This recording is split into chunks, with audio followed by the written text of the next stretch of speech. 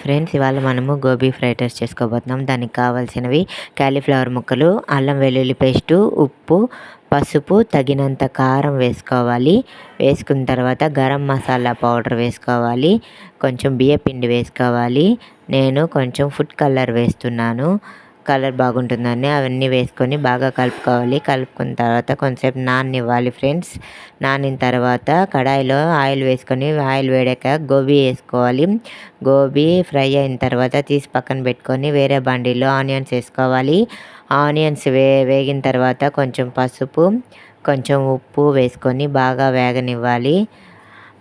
Onions బాగా వేగిన తర్వాత గరం మసాలా పౌడర్ వేసుకొని బాగా వేగనివ్వాలి. అదంతా బాగా వేగిన తర్వాత రైస్ వేసుకోవాలి. రైస్ వేసుకున్న తర్వాత ముందుగానే మనం గోబీ రెడీ చేసి పెట్టుకున్నాం కదా, ఆ గోబీ వేసుకొని కలుపుకోవాలి. తర్వాత కొంచెం కారం తక్కువైంది, కారం వేసుకొని బాగా కలుపుకున్నాము. కలుపుకున్న తర్వాత గోబీ ఫ్రైడ్ రైస్ రెడీ అయిపోయింది ఫ్రెండ్స్. ఓకే ఫ్రెండ్స్, నాకు నచ్చితే లైక్ చేయండి, షేర్ చేయండి, సబ్స్క్రైబ్ చేయండి.